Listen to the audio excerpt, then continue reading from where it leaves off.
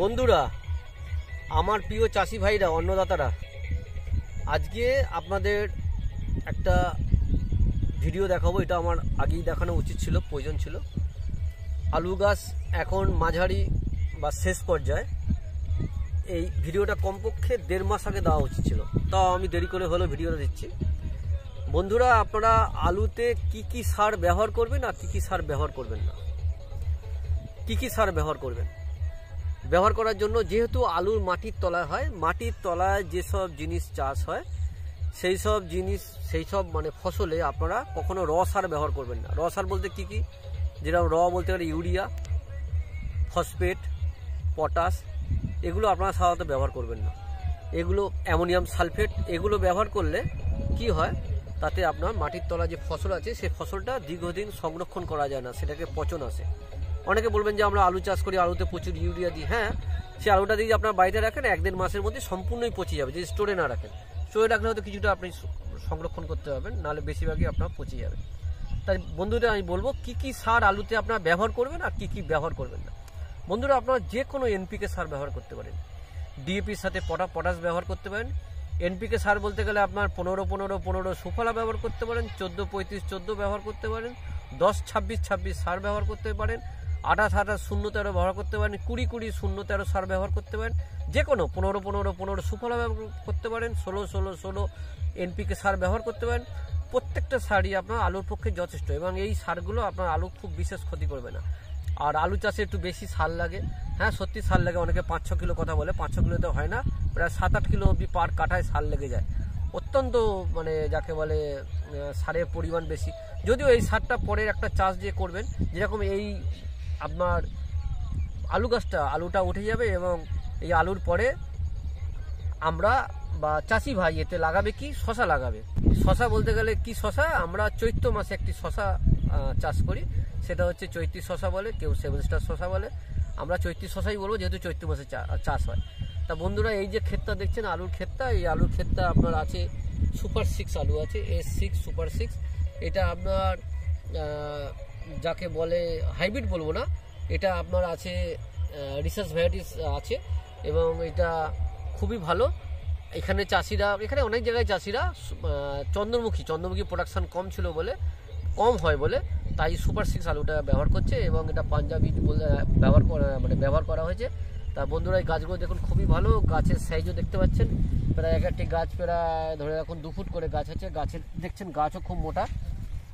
এই গাছগুলোতে কীরকম আলু ধরেছে বন্ধুরা একটু দেখি আদৌ কীরকম আলু ধরেছে বা আলু কীরকম প্রোডাকশান হয়েছে। আলু ধরেছে সুপার 6 আলু। এই আলু গাছটি এখনও 1 মাসের ওপর বাঁচবে, এবং এখানে আরও ট্যাম রয়েছে, এই দেখুন ট্যাম রয়েছে, এগুলোতে আলু হবে। এবং আলুটা এখনও রেডি হয়নি, আলুটা রেডি হতে এখনও 1 মাস টাইম লাগবে। আলুগুলো আশা করছি আলুর সাইজ ভালোই হবে, 150-200 গ্রাম হবে, 250 হতে পারে, তারও বেশি হতে পারে। আর গাছের ফলন মোটামুটি, মানে আলুর ফলন মোটামুটি ভালো। সুপার 6 আলুর এমনি ফলন ভালো, প্রায় ধরুন 4 থেকে 6 বস্তা অবধি আলু ফলে। তা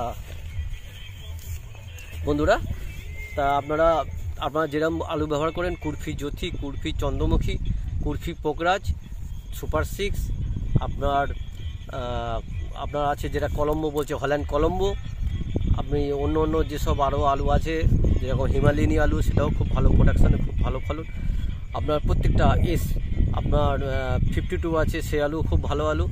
আপনার এই আলুগুলো সব ব্যবহার করতে পারেন, আর প্রচুর প্রোডাকশান যেগুলো সেগুলোই ব্যবহার করেন, তাতে লাভ বেশি। আর আপনার একটা খুব খুশির সংবাদ শোনাচ্ছি, পাঞ্জাব থেকে যে বীজ আসছে, সেই বীজ বেশিরভাগ সময় দেখা যাচ্ছে বীজের মধ্যে নানান রকম ভেজাল, নানান রকম আলু মেশানো রয়েছে। তা পাঞ্জাব বীজ আশা করছি আর 3-4 বছর বাদে আমাদের বেঙ্গলে, মানে আমাদের গভর্নমেন্টের, ওয়েস্ট বেঙ্গল গভর্নমেন্ট সম্পূর্ণভাবে আলু বীজের ওপর, মানে নিজেরাই পুরো বীজ এখানেই তৈরি হবে। আপনাদের আর কোথাও গিয়ে আলু আর পাঞ্জাব আলুর জন্য হাফ পিস করে বসে থাকতে হবে না। এবং এই আলুর বীজগুলো সম্পূর্ণ আপনার একদম যাকে বলে জেনারেশন 0 থেকে জেনারেশন 1-2 হাইটেক আলু যাকে বলে, সেই আলুগুলো আপনাদের দেবে, এবং খেতেও ভালো। আর সেগুলো সুপার 6 বা তার থেকেও কোয়ালিটি ভালো হবে। এবং এটা হল্যান্ডের সাথে, এটা বা ইন্টারন্যাশনাল যে আলু যে আছে, ইউরোপিয়ান আলুর যে পটেটো যে আছে আপনার রিসার্চ ইনস্টিটিউট, তার সাথে মানে কোলাবোরেশন করে এটা বানানো হয়েছে। খুব সুখের সংবাদ, খুব ভালো সংবাদ। আলিপুরদুয়ারে, কৃষ্ণনগরে দু জায়গায় এই আলুর বীজ প্রোডাকশান চলছে। আপনারা আশা করছি 2-3 বছরের মধ্যে সমস্ত আলুর বীজ আপনারা বেঙ্গল থেকে পেয়ে যাবেন। আপনাকে পাঞ্জাবের জন্য বসে রাখতে হবে না, এত টাকা 100 টাকা 200 টাকা কিলো, 100 টাকা 110 টাকা 115 টাকা 20 টাকা নানা রকম কিলো, এই সব গল্প আর হবে না।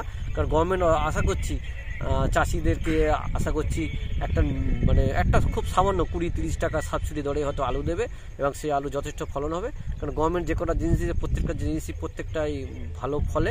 আমি দেখেছি ধান বলুন, ছাই পাট বলুন, যাই বলুন সবই মোটামুটি ভালো।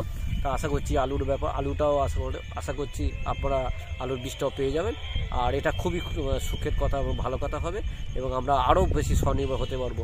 অন্য রাজ্যে যে আমাদের কয়েক হাজার কোটি টাকা আলু বীজ কিনতে চলে যায়, সেটা আমাদের আর হবে না। আমাদের রাজ্যে এই টাকাটা থাকবে এবং আমাদের সেটা খুব কাজে লাগবে এবং আলু চাষে আমরা বিদেশে আমরা এটাকে রপ্তানি করতে পারবো। তা বন্ধুরা দেখলেন, এই হচ্ছে আলু চাষে কী কী সার দেবেন, কী কী সার দেবেন না, আর কীরকম বললাম।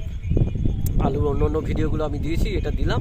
আপনারা এইভাবে আলুর সার ব্যবহার করবেন। আর এই গাছ তো দেখালাম সম্পূর্ণ রেডি। আর আলু গাছের রোগ পোকার সম্বন্ধে ছোট্ট একটু বলে দিই। আলু গাছে সাধারণত সাদামাছি লাগলে আপনারা যে কোনো ইমিডাক্লোপিড বা অ্যাসিডিনাপিড ব্যবহার করবেন, তাতে আপনার আলু গাছ ভালো হবে। আর আলু গাছে সবসময় পাতায় দেখবেন নানা রকম কালো ছিটছিটে দাগ আপনাদের দেখাচ্ছি, দেখুন রয়েছে এখানে বিভিন্ন পাতার তলায় কালো ছিটছিটে দাগ যে রয়েছে বন্ধুরা, এগুলো হচ্ছে কুয়াশা পড়লে হয় এবং অনেক সময় চাষিরা স্প্রে করে, অনেক সময় এড়িয়ে যায়। এটা স্প্রে করা দরকার। এগুলোকে বলে আপনার ডাউনি মিলডিউ বলে। ডাউনি মিলডিউ এবারে আলুতে ধসা লাগে, বুঝতে পারলেন।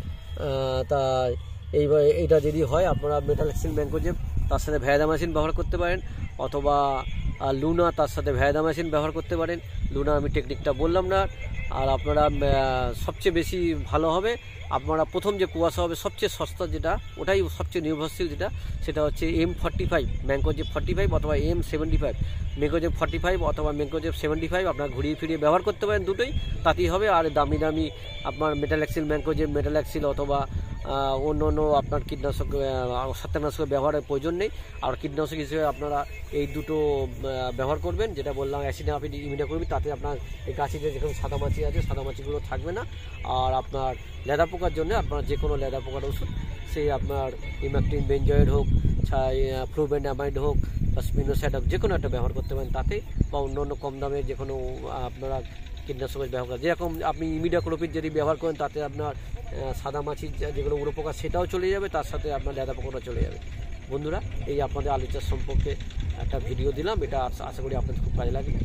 আর ভিডিওটা ভালো লাগে অবশ্যই লাইক, শেয়ার, সাবস্ক্রাইব করতে ভুলবেন না। সমীর দ্য প্ল্যান্ট প্রোটেক্টর থেকে আমি সমীর বলছি, আপনাদের সাথে পাশে আছি। আপনারা প্রয়োজনে আমাকে যখন চাইবেন তখনই পেয়ে যাবেন। আর আলুর ভাইরাস বা অন্যান্য সম্বন্ধে বললাম না, কারণ ভাইরাস সাধারণত আলুর বীজ থেকেই আসে। আর সাদামাছি কিছু কিছু অংশে ছড়ায়, কিন্তু বেশিরভাগ ক্ষেত্রে দেখা যায় যে আলুর বীজ থেকেই ভাইরাসটা আসে এবং এইভাবেই ছড়ায়। তা বন্ধুরা, আলু বীজটা যখন কিনবেন খুব ভালোভাবে শোধন করে নেবেন এবং ভালো কোয়ালিটির বীজ ভালো জায়গা থেকে কিনবেন। আর আপনাদের বললাম গভর্নমেন্ট বীজ আনছে, সেটা হয়তো আপনাদের অনেক উপকারে আসবে। বন্ধুরা, সকলে ভালো থাকবেন। সকলকে ধন্যবাদ ও শুভেচ্ছা।